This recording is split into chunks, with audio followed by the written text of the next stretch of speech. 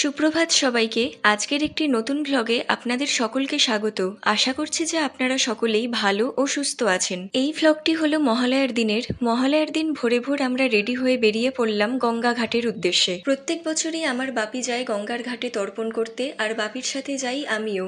আমাদের বাড়ির কাছেই কুটিঘাট, তো সেখানেই বাপি তর্পণ করে প্রত্যেক বছর। মহালয়া নিয়ে যেমন ছোটবেলায় আমাদের মনে একটা আলাদাই আনন্দ আর উৎসাহ ছিল যে ভোর 4টের সময় উঠে রেডিওতে বীরেন্দ্রকৃষ্ণ ভদ্রের মহালয়া শুনতাম, তারপরে টিভিতে মহালয়া দেখতাম। আর এখন সত্যি কথা বলতে টিভির মহালয়া খুবই বাজে হয়, আর আমি তো বহু বছর ধরে দেখিও না টিভিতে মহালয়া। যেটুকু শুনি রেডিওতেই শুনি বীরেন্দ্রকৃষ্ণ ভদ্রের, কিন্তু এখন সেই আনন্দটাই নেই, কোথায় যেন সব মিলিয়ে গেছে।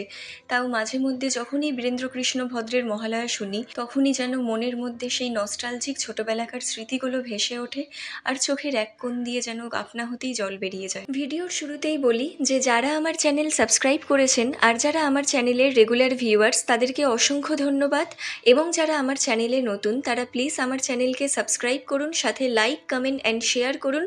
তো দেখতে থাকুন, আশা করব যে এই ভ্লগটি দেখতে আপনাদের ভালো লাগবে। এবার মহালয়া ও তর্পণ নিয়ে কিছু কথা আলোচনা করা যাক। পিতৃপক্ষ শেষ হয়ে দেবীপক্ষের শুরুর দিনটি হলো মহালয়া। এই দিনটিতে অনেকেই গঙ্গা স্নান সেরে পিতৃপুরুষের উদ্দেশ্যে পিণ্ডদান করে তর্পণ করেন। মহালয়া কথাটির অর্থ মহৎ আলোয়, একটি মত বলে এর অর্থ প্রেতের আলোয়। মহালয়া শব্দটি সংস্কৃত শব্দ থেকে এসেছে মহান এবং আলয়া, যার অর্থ হলো মহান আবাস বা দেবীর বাড়ি। এবার মহালয়ার দিনই তর্পণ কেন করা হয় আর তর্পণ কি, এই বিষয়ে আলোচনা করা যাক। তর্পণ হলো বৈদিক অনুশীলনের একটি শব্দ যা ঐশ্বরিক সত্তাকে দেওয়া একটি নৈবেদ্যকে বোঝায়। পুরাণ মতে ভগবান ব্রহ্মদেবের নির্দেশে পিতৃপুরুষরা এই 15 দিন মনুষ্যলোকের কাছাকাছি চলে আসে, তাই এই সময় তাদের উদ্দেশ্যে কিছু অর্পণ করলে তা সহজেই তাদের কাছে পৌঁছায়। সেই কারণে গোটা পক্ষকাল ধরে পিতৃপুরুষদের স্মরণ ও মননের মাধ্যমে তর্পণ করা হয়। প্রত্যেক বছরই মহালয়ার দিন তর্পণের সময় প্রচুর ভিড় হয় ঘাটে। এই পারে যে কটা ঘাট রয়েছে সে কটা ঘাটেই প্রচুর ভিড়, আর ওই পারে যে মন্দিরের চূড়াটি দেখছেন সেটি বেলুড় মঠ, ওখানেও যে কটি ঘাট রয়েছে সেখানেও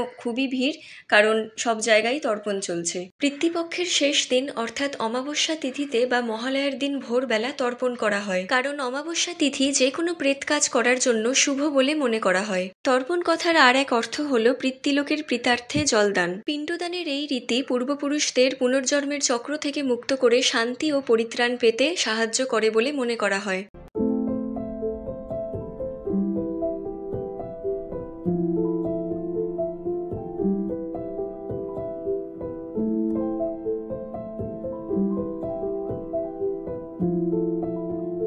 দেবীপক্ষে মায়ের আগমনে মায়ের কাছে প্রার্থনা করি যেন সঠিক ও উপযুক্ত ন্যায় বিচার হোক এবং সব অসুরদের এবং পাপীদের চরম থেকে চরমতর শাস্তি হোক। আমরা যেই মূর্তিকে পুজো করি সেই মূর্তির রূপ বাস্তবে হয় না, বাস্তবে ঠিক তার উল্টো হয়। মূর্তিতে আমরা দেখি মা দুর্গা অসুরকে বধ করেছে, কিন্তু বাস্তবে ঠিক তার উল্টো, এখানে অসুর জিতে যায় আর বধ হয় মা দুর্গা। আর সেই জ্যান্ত দুর্গার হয় না কোনো বিচার, হয় না সেই দুর্গার দোষীদের শাস্তি। আমাদের রাজ্য প্রশাসন যদি নারী সুরক্ষা, নারী নিরাপত্তা, শিক্ষা ব্যবস্থা ও চাকরি এইসব দিকে যদি নিজের সুনজর রেখে দৃষ্টান্তমূলকভাবে সৎপথে কাজ করে এগিয়ে যেত, তাহলে আমাদের রাজ্যের পরিস্থিতি অন্যই রকম হতো, উন্নতির চরম শিখরে হতো আমাদের রাজ্য। এখানে জ্যান্ত দুর্গাদের জন্য নেই কোনো সুরক্ষা, কিন্তু মূর্তির প্রতিমার জন্য হয় কোটি কোটি টাকার খরচা। তাই মায়ের কাছে প্রার্থনা করি যেন তিলোত্তমা বা অভয়া দিদির পূর্ণ ও সঠিক ন্যায় বিচার হোক, আর যারা এই নিকৃষ্ট মানের কাজের সাথে যুক্ত থেকে যারা এই পাপ কাজ ঘটিয়েছে সেই সমস্ত দোষীদের এবং অসুরদের চূড়ান্ত থেকে চূড়ান্ততর শাস্তি হোক।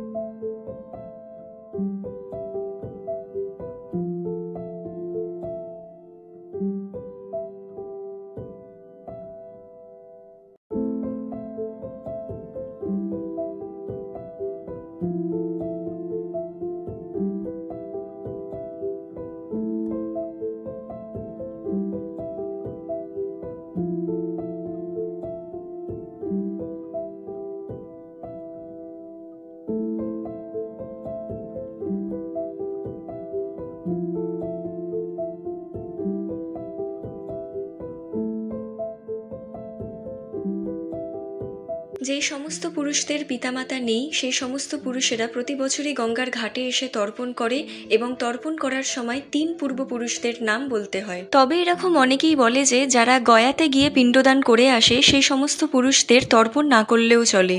রাতে তর্পণ করা উচিত নয়। যদি সংক্রমণের সময় সূর্যোদয়ের পরে দিনের মধ্যে হয় তবে সংক্রমণের সময় তর্পণাম করা হয়, আর যদি সংক্রমণের সময় সূর্যাস্তের পরে হয় তবে সূর্যোদয়ের পরের দিন তর্পণ করা হয়। আর ওখানে আমার বাপি এখন তর্পণ করছে।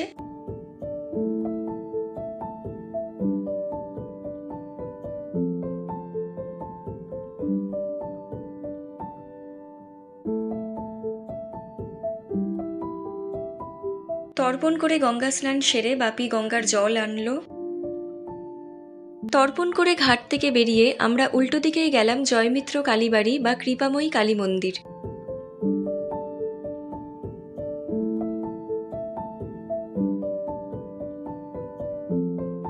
কৃপাময়ী কালী মন্দির উত্তর 24 পরগনার বরানগরের একটি প্রাচীন কালী মন্দির। এই মন্দিরটি জয়মিত্র কালীবাড়ি নামেই পরিচিত।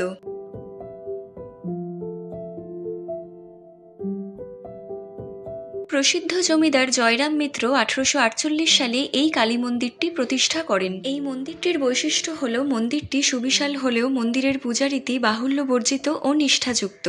ভগবান শ্রী রামকৃষ্ণ পরমহংস এই মন্দিরে একাধিকবার এসে মন্দিরে মায়ের পূজা অর্চনা করেছিলেন।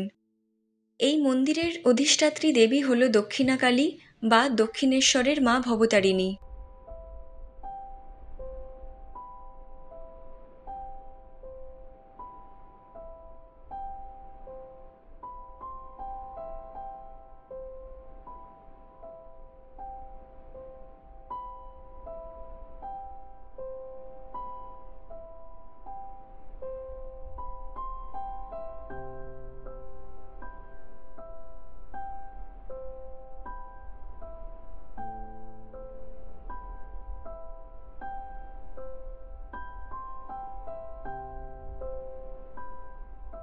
দক্ষিণেশ্বরের দ্বাদশ শিব মন্দিরের মতো এখানেও রয়েছে দ্বাদশ শিব মন্দির একদম মূল মন্দিরের পাশেই।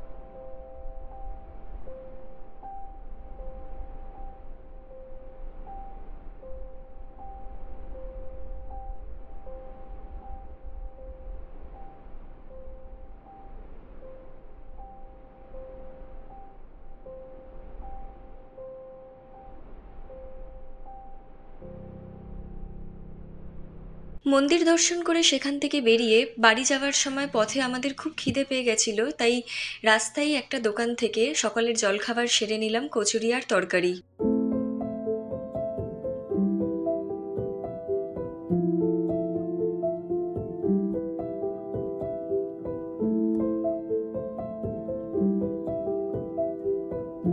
তারপর বরানগর বাজার পেরিয়ে ষষ্ঠীতলাতে শেতলা মায়ের মন্দিরে মা আর বাপি আমার আর আমার বরের নামে পুজো দিল।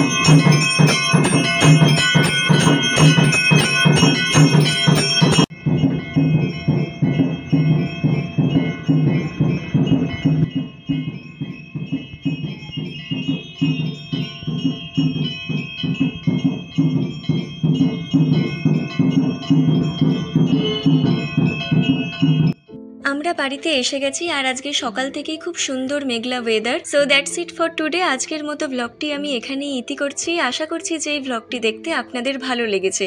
তো অবশ্যই আমার চ্যানেলকে আপনারা লাইক, শেয়ার অ্যান্ড সাবস্ক্রাইব করবেন, সবসময় পাশে থাকবেন। প্লিজ একটু সাপোর্ট করবেন আমার চ্যানেলকে এবং অতি অবশ্যই বেল আইকনে একটা ক্লিক করে দেবেন পরের ভিডিওর নোটিফিকেশন পাওয়ার জন্য। তো চলুন, ভালো থাকবেন, সুস্থ থাকবেন। আজকের মতো টাটা।